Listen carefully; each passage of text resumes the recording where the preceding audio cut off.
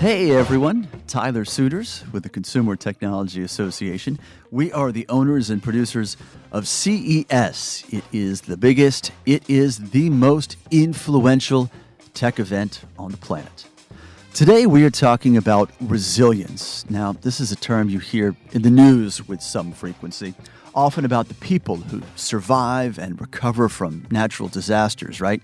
Well, not just people, but places can do the same thing through resilience. There is now technology that can support and strengthen the resilience of critical infrastructure and also help the ability for cities, for towns, for municipalities to bounce back operationally after a crisis, or in some cases, even during a crisis. Now, you know that CES supports smart cities, exhibitors, programming, conversation innovation. And those cities are about data-enabled decisions to solve public problems. Think about vehicles like the IoT and 5G, and of course, self-driving cars. Well, resilience is similar, and we're showcasing it very close to smart cities at CES there in Las Vegas. Well, this is technology that will help with disaster preparedness as well as response. Your thumbnail about resilience here, it's innovation that keeps the world healthy, safe, warm, powered, fed, and secure.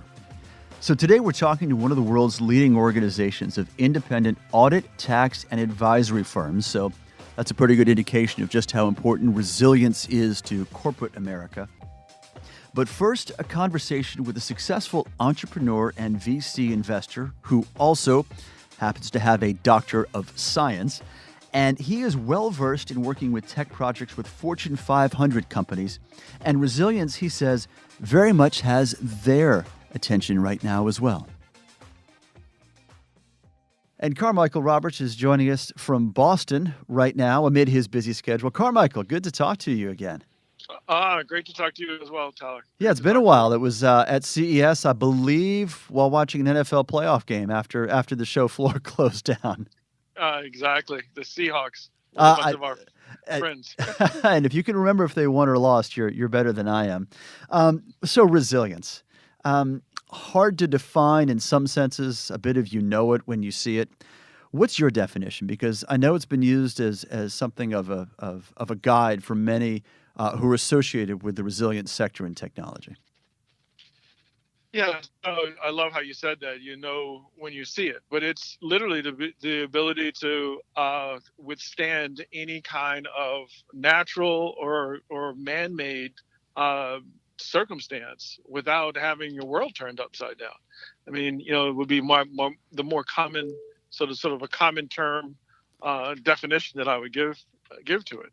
And you think about whether it's a hurricane or whether or not it's an earthquake, whether it's just impact from climate change and a drought, or unfortunately in the world that we live in today, whether someone has deliberately decided to attack something, whether it's a cyber attack or worse.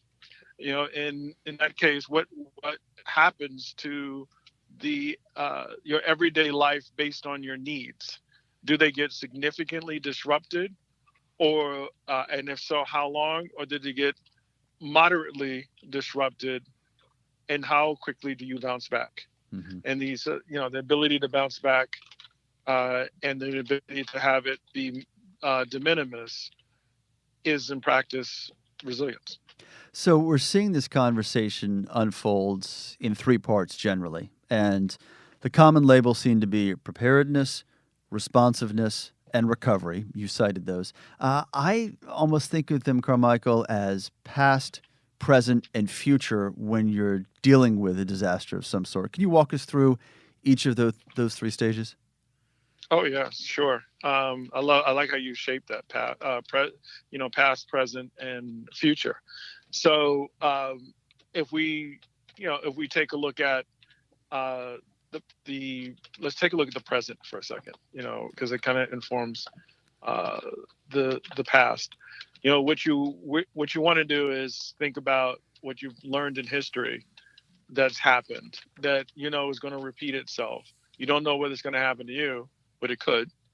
And what you want to do is think about what could allow you to go to sleep at night and not worry so much about it. So the past and the present are really tightly tied together when you think about it. And and the good news is there aren't that many unique ways these days of disasters or disruptance. They're derivatives and slight changes, but history has had enough catastrophes, if you will, that they inform you. So you can therefore think about in the present day what you want to solve for based on what the past has taught us as a being, and then where we're a little bit lost, to be candid with you, is on the recovery side of things, because I would say there aren't a lot of good examples for recovery. I mean, most of the time it's a crisis. Most of the time it's a bit chaotic and reactive. That's what ends up in the news, and that's why it lasts so long. So, when you think about those three steps, the first and the second are tied tightly together. The third one, I separate and say that there's a lot of opportunity, so that it doesn't sound dire. I look at it the other direction. I say there's a tremendous amount of opportunity to deal with recovery and tie the second piece, which is dealing with the present when it's happening, into part of that, because that's the first step in recovery, is to be prepared to minimize the damage. Mm-hmm. Right. So you're looking at what is essentially an international issue, and whether you call it climate change or global warming, however you term it, that also an international issue, which means it's especially challenging to get consensus, right? Whether to agree on something, much less to act on something. So how do you speak to the international audience, Carmichael? And CES is a great opportunity, right, with policymakers and government leaders from around the world. But what is the common language you're using, the pitch to them, whether they're in an island nation or coastal city that's worried about flooding, or somewhere closer to inland equator where they are worried about prolonged droughts or wildfires, et cetera? Well, the good news as it relates to this topic of how do you reach out to people on a global basis, is that, one commonality is, I don't care how wealthy a nation you are, or how poor a nation you are. I don't care about, whatever your beliefs or societal, culture, norms and are. Everyone wants their people in their nation to suffer less, not more. And so the first thing that's common, across the globe, is just to appeal to human nature of wanting the best for their own, Mm-hmm. And wanting to protect their own. That's a common theme. Now I'm going to go way to the other side for a second and tell you what I really think about when I look at different parts of the world. I think you got to do it on a case by case basis, where depending on the location and the characteristics of that location, you want to be careful not to offer the advice that one solution size fits all, because sometimes there's an opportunity to do something quite different in a particular location versus another location. So the first thing you want to do, to go back to my first point, is appeal to the need, which I think is fairly easy to appeal to. Then the next thing you want to do is not suggest that there's a panacea, a cure that fits all, but sort of force people to look at their situations, what they're more vulnerable to, or not, and where there are common links in different parts of the globe, and get them to start talking about that. And where need be prepared to even customize solutions for your area. Then the last thing I would like to say on this topic that's also important is, sometimes you can look at one country that has a particular issue that's common with another country, will think that the best way to solve that issue is to look at the countries that are the first movers to begin to solve it. Mm-hmm. And sometimes that's right and sometimes that's wrong. So in other words, let me be more specific off of the philosophical description. Right. Once upon a time, the United States didn't have a grid. We didn't have a grid, and it was quite important and brilliant that we created a grid because it actually allowed for a greater amount of stability because it really you took advantage of scale and norms and began to serve it. Uh, if you look at where we are today in terms of technology and innovation as compared to when our grid was originally created for the United States, we're so far beyond that now that the idea that you want to take what we've done in the United States as a grid and say that should be the norm for the globe, that does not make sense. I mean, there's opportunities in other states and nations to take the good of what we've done in the U.S. as it relates to the grid, but also discard the things that we wish we could change. And since they're starting from almost like ground zero and from scratch, uh, build something that actually is quite different that maybe one day we can learn from and adjust our own grid. Mm-hmm. So that's the other part that the other part of the discussion that you want to reach on when you think about international and global is this whole idea that innovation uh, can come about even when you don't have anything. In fact, a lot of times that's the clean sheet of paper, the whiteboard, the clear canvas is the best thing to paint. So I'm glad you bring up innovation. You run in some pretty rarefied circles, and I'm going to embarrass you, not by delving into your bio, Carmichael, but let's Okay. speaking matter of factly, you are in touch with and engage with regularly tech leaders from around the world, well-known names. So we just talked about dealing with political and government leaders and getting the public sector buy-in. But when it comes to innovators and innovation and the private sector driving that, whom are you talking to about resilience? Who is really thinking about it right now, in the world of technology? And where does the enthusiasm lie based on what you're hearing from the people you know so well? Well, here's where there's hope. A lot of times I get the question from people: Are we just too late on certain things? Is it too big of a problem to ever solve? Are we fooling ourselves to even try and address it? And who cares? And who really cares?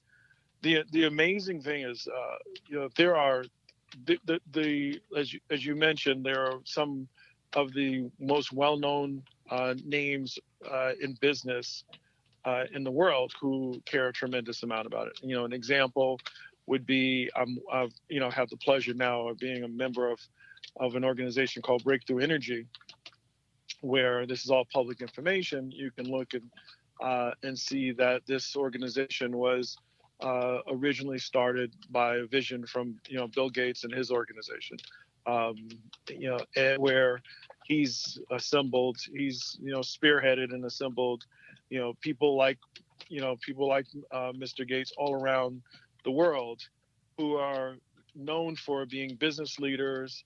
Certainly, a lot of people think of their wealth, but getting beyond that, some of these individuals are what I would call some of the greatest, caring humanitarians on the planet. Dispersed, like I said, through continents, not just countries, but continents, and care tremendously about the fate of the planet.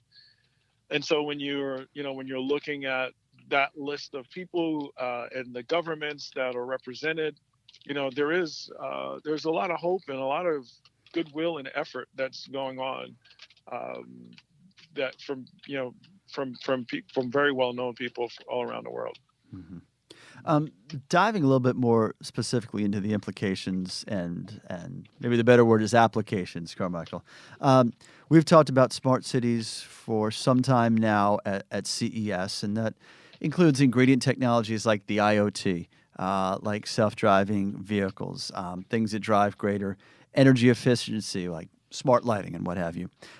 Resilience is connected, and it will be through our CES content exhibitors too, but it's broader, right, in terms of how we approach it, that we're looking at big-scale issues like communications and cybersecurity and energy as well.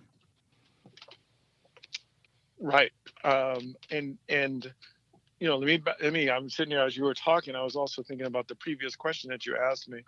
I answered generally speaking about who's involved in paying attention Hmm. to the topic. And before I fully answer, maybe I could tie the questions together a little bit.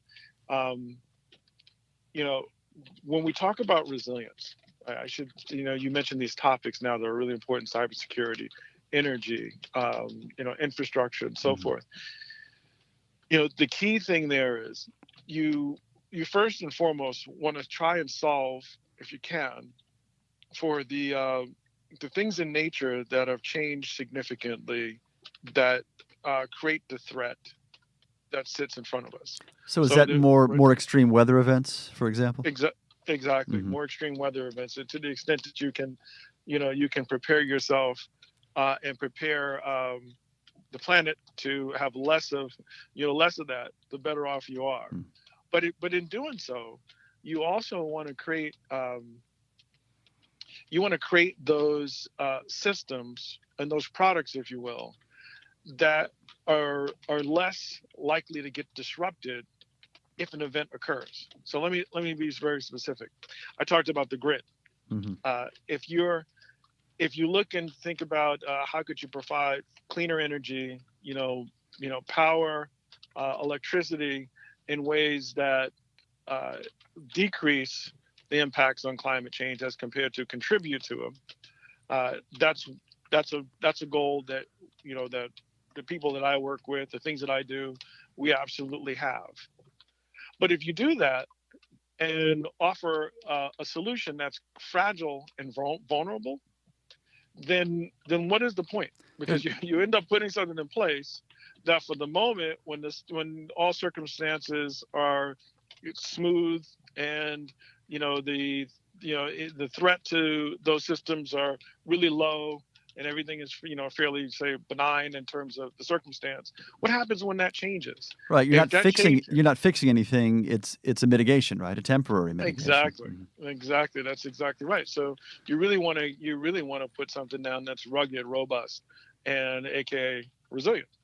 So it's all sort of tied together, right? You want to do both things. You want to come up with solutions that lower the likelihood of the threat altogether, and you want those solutions to feel almost as if they're permanent, right, and have very little vulnerability, whether it's due to something that man has a control over, or not. And that's what's really key. And the reason I bring that up is, when I talk about the leaders of business, and use the one. But some of these folks are running companies today. Some of the biggest, largest companies in the world. In fact, I'll say I don't know many people that I've met who are running Fortune 200 companies who don't genuinely care about this topic, even beyond the fact that it's just good business. Hmm. I mean, that literally just care about it because and are proud of it. You can see it in them. More than that, it's a good message in the newspaper, or a good message to Wall Street, but that they really care about it. They genuinely care about it. I can see it in their eyes and their behavior. So they care about both lowering the risk, but also protecting, make sure it's robust and vulnerable, not as vulnerable. Right. So, from a corporate sense, then, Carmichael, would you? And this might be a little bit ham-handed on my part, but is resilience the next corporate chapter after sustainability, or is that too linear a way to phrase it? Is it more of an evolution? It's well, it may be. It may be neither. Okay, Hmm. so if I take your questions very specifically, do we look at this in a serial manner, that you get this done and the next thing you need to work on is resilience? No, it's I would not look at it that way, right? I Okay. would say it's definitely something that you do in parallel, Hmm. is the way I would look at it. And evolution also sort of suggests that it little by little it gets added on. I would say that the very best products, the very best systems, are ones that think about solving for X and Y at the same time. Hmm. I want to, the X being, I want to make a big difference and whatever the product is offering at that moment. I wanted to make a big difference to the individual and to mankind, and under my case, if I'm thinking about climate, the planet. Mm-hmm. At the same time, I want to make sure that this is something that's rugged and can withstand the kind of things that could knock it off. So you want to do both things. That's the why. Okay. At the risk of giving you your own direct quote right back at you during our conversation, Carmichael, one of the ways we describe what resilience is and who's exhibiting at CES in this space is technologies that, in the face of adversity, are keeping the world healthy, safe, warm, powered, fed, and secure. To the extent that that echoes closely what you've said before in speaking engagements and presentations, where do those fall in terms of priority, or is it all on an even scale for you, especially post-disaster, right? That future tense we were talking about around resilience. Well, first of all, you're right. I mean, it made me smile when I heard you say that because I say exactly those lines, and I'm hoping that it does stick. And to hear you say it back, Tyler, means a lot to me. They're all equivalent in my mind. Those are things that are needs. That any one of those things, if they're removed, the level of disruption to everyday life is considerable. In fact, you can't even think.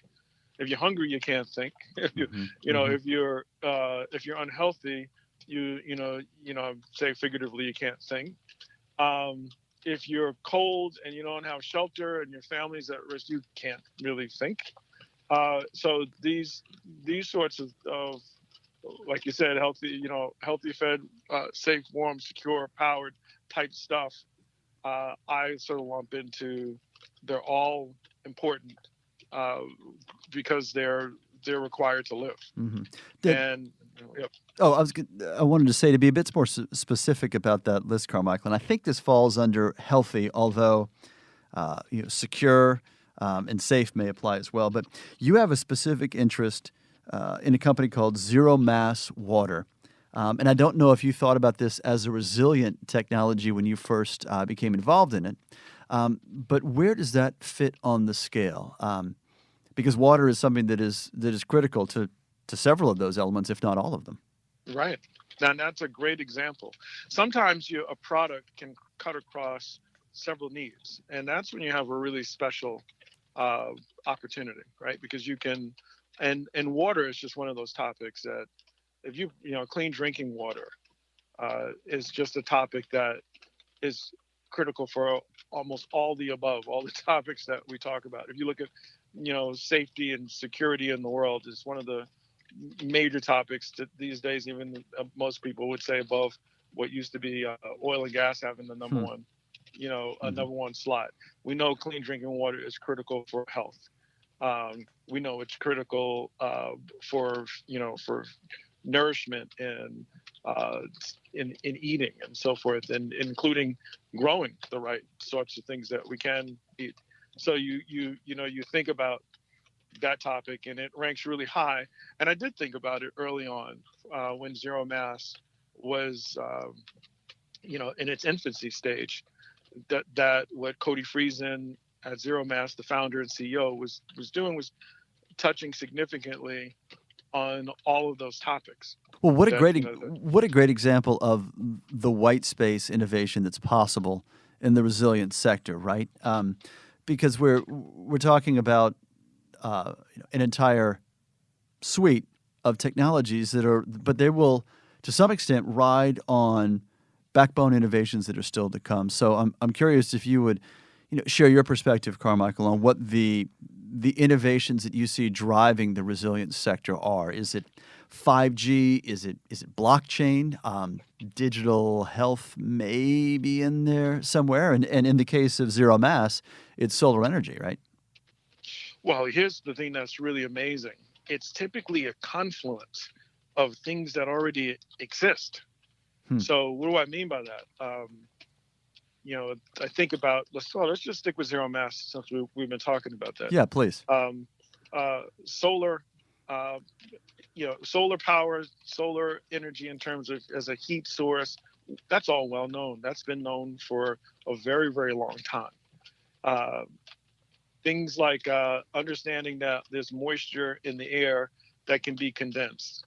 Well, today I'm driving my car, and this morning it wasn't raining, but it was kind of humid. I had to deal with the water on my my windshield naturally, right? And Hmm. then it starts raining, you got to deal with that water. So it's that source of water from the air has always been there. And if you then look at the ability to sort of combine those things, and that's what I mean, the confluence of stuff. That's where I see a lot of by the way, even sticking. That's where I see the future. But let me even go further. Zero mass water, these units, these source units, there's data that gets generated, and if you've installed, we installed 40. We haven't installed 40 units um, at in Kenya. Uh, so when we want to monitor them, they're Hmm. the headquarters of the organizations in Arizona.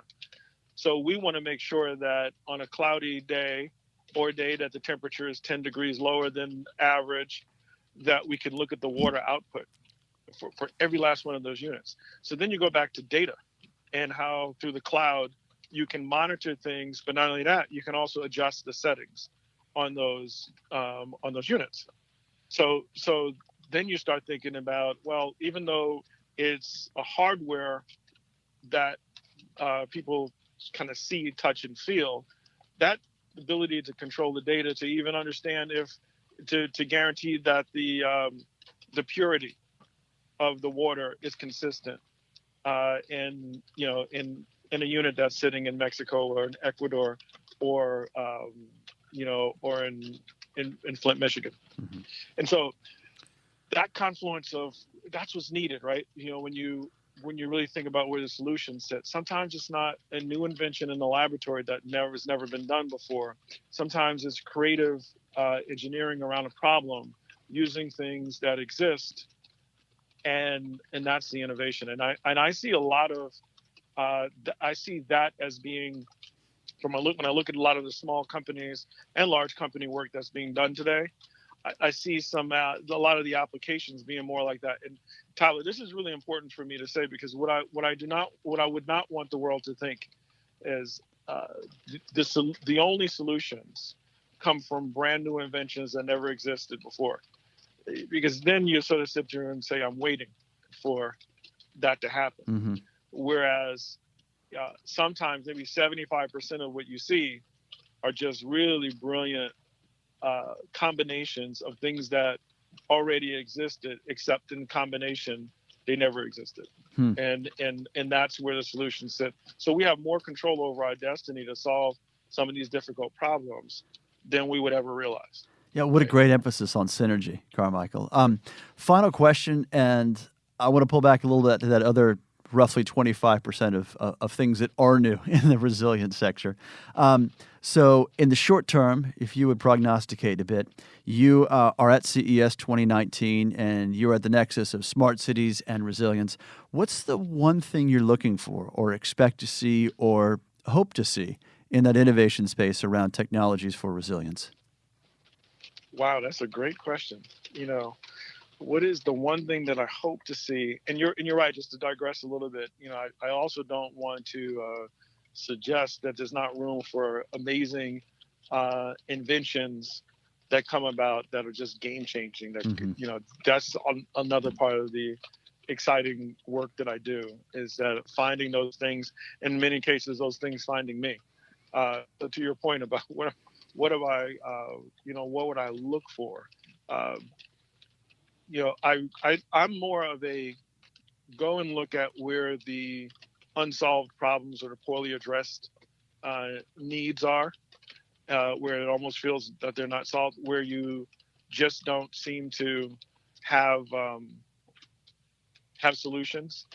And so, if I were to think about a couple of those today, I would say that the world has done a really good job in generating uh, clean energy, but sometimes in some cases we can generate stuff but we can't store it. So one of the things I'd like to see in smart cities are really clever, inexpensive, cost-efficient ways of storing energy for long periods of time. If you come back to somewhere between smart cities and resilience, it's a lot of times resilient means being able to store things just like nature does when squirrels put away acorns, or bears, store fat and hibernate, right? I mean, nature's taught us that the ability to be able to store things when we have them in abundance is really important. And that's a major thing that I would love to see on that nexus of smart cities and resilience. I probably would right now put that in my top 3 for sure. And I could think about maybe some other stuff, but that one's pretty heavily on my mind. All right. He is founder and partner of Material Impact, but that really doesn't begin to do justice of what Carmichael Roberts offers in the tech and innovation sector. And if you're like me, you realize that a conversation with him just leaves you smarter after you wrap up. Carmichael, thank you for sharing your insight and look ahead into the future of where resilience is and where we're going to be. Thank you so much, Tyler. It's my perfect pleasure and privilege. Grant Thornton is one of the world's leading organizations of independent audit, tax, and advisory firms. And with us today is Nichole Jordan, who is the National Managing Partner of Markets, Clients, and Industry. Nichole, it's great to have you with us today. Thanks for your time. Pleased to be with you, Tyler. Thank you. Sure. So one of the things we've been discussing today is resilience can mean different things to different sectors of industry, certainly. In the tech sector, it certainly means one thing to us. But what about the professional services industry and the clients you're dealing with across multiple industries? Well, we see organizational resilience, the business side and the cultural side of resilience, really in 3 phases. So preparation for disruptions and challenges, and really baking that into a company's culture and strategy. Preparedness is really the key muscle that implements resilience. The second area is in response. So it's key how a company or how an individual responds to the changes, response to obstacles, challenges, stresses, disasters. And number 3, the ability to adapt, grow, and really reinvent or redesign. Maybe it's a company's strategy, it's the operations, it's the business model, or it's a redesign of the value to the customer itself. But essentially, we see resilience as that ability to, as they say, bounce forward even better than you were before, while maintaining your purpose and really coming out ahead. So let's talk about the implementation there, Nichole. Best practices. What are you seeing right now with executives, board members, management in general, to build organizational resiliency? That's it's part of their strategies, right? It supports the team, but it also is external. It's about customers and really the future of their business. Absolutely, Tyler. So on the organizational resiliency side for the enterprise, we see management and the board executives playing very key roles in developing this organizational resilience. And in our view, it really begins with that culture of trust as the foundation. Building resilience into the strategy and performance management, being clear on the value and the returns associated with a highly resilient organization. So, Tyler, it's things like higher profits, greater responsiveness to customers' ever-changing needs, greater ability to innovate, greater retention. Resiliency starts with that culture of trust as the foundation, and when trust is high, you can see the benefits. Decisions are made quickly, teams share information, they innovate together, they win together, and they address challenges and opportunities more quickly and more freely. So we focus with our clients on how to build and maintain that trust. Yeah, some interesting approaches there. What about the back end of all of this, the results? How do you know when you're getting positive results? How do you measure them? How are you working toward achieving these results in resiliency? Great question, Tyler. We look at, there's always the trusted source of the data, and being very transparent in the way that you're measuring, for example, trust within your culture, your employee feedback, and really pulsing your employees regularly. Being very transparent with the business results and with the outcomes of resilience. But I think other things that we do, we often help organizations achieve the results by, for example, with board members, taking them outside of the boardroom to show them how companies are innovating, maybe proceeding through a Silicon Valley tour, helping them. Another area is really in helping them create a benchmark, like a scorecard or a resiliency index. It's that chance to really do an assessment and compare yourself to the best practice that you've set for your company, that you've set for yourself individually, or even ultimately to compare yourself to your peers. So there are a number of approaches and innovations that can lead to similar success for a company, and we help them figure out the path that is right for them.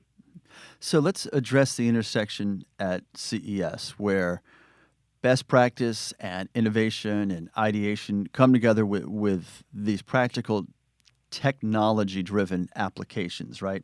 What are the technologies that you see really enabling growth in the resiliency sector? Is it around AI? Is it around 5G and connectivity? Maybe it's all of the above, right? What really has your attention where you're seeing progress right now, Nichole?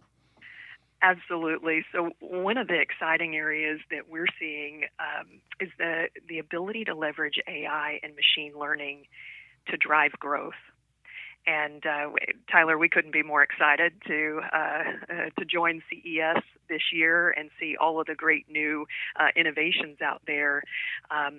One of the things that our customers are really looking for is truly that way to drive a more significant growth system to increase the speed and accuracy relative to value and risk that they're measuring. Nichole, we've been looking at this from a top-down viewpoint so far. What are your key takeaways? It's so much to digest in a relatively new sector to so many parts of industry. How do you summarize it? What's your exec sum when you're pitching business or you're giving your elevator summary of exactly what resilience means right now and where we are? Absolutely. So 3 key takeaways. The first is build organizational resilience into the culture and into your performance management system. It will enable you to almost lead from the middle out. Leaders really being at the intersection of all the constituencies within the organization, driving inclusion, and when an issue hits, they are all communicating. And they know that they are able to take on strategic risks, that change is certainly it's a constant, it's an inevitable, but that it is not to be feared, and you can build that into the culture. Secondly is, again, on preparing for the future. We really believe that the preparedness is the key muscle that implements resilience. So in investing in learning about the future daily, CES is a great way to do that, Tyler. We are looking forward to hosting our clients at CES for that type of learning. Getting an outside-in perspective from external peers and internally, up, down, and with your peers inside your organization. So these are some of the ways that we see kind of in that preparedness area, and we think that is so key. Over time, preparedness provides a higher return on investment than all of the reactive approaches. So we invest big in that ability to prepare. And the third and the final area is just activating your own resilience and building your individual resilience muscle. So that's going to take some explanation, Nichole. So that may be individually just thinking about your mindset and the way that you approach things. Are you approaching things differently today?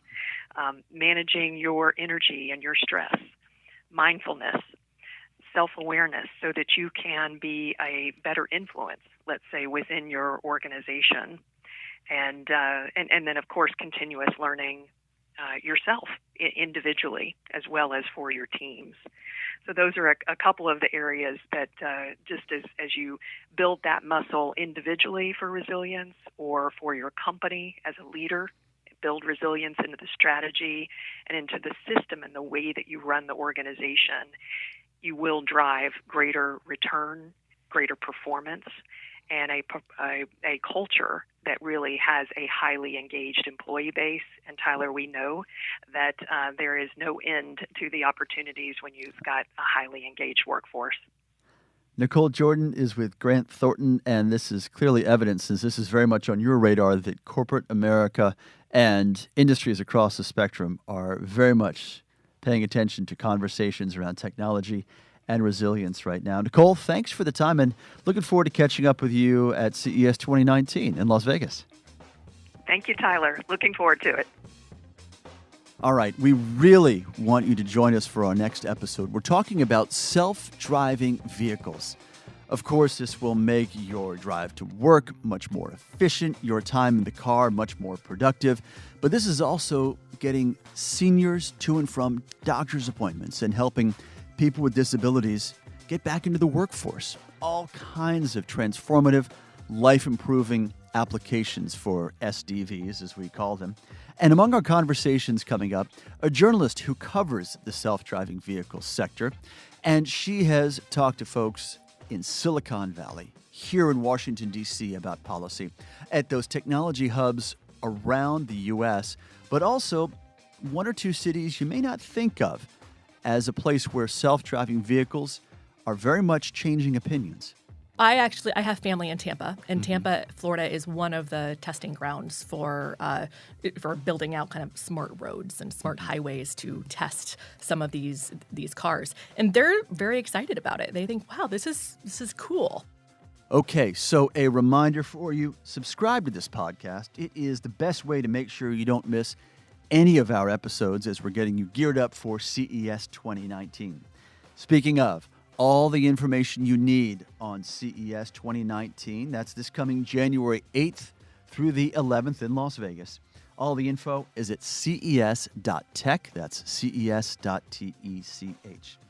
As always, this entire show revolves around two people, and I am not among them. John Lindsay is our outstanding studio engineer, and Tina Anthony is a producer without parallel in the podcast business, at least according to me. You are both the greatest. Thank you. And we appreciate your time and attention as well. Thanks for joining us. We will see you at our next episode. I'm Tyler Suiters. Let's talk tech again soon.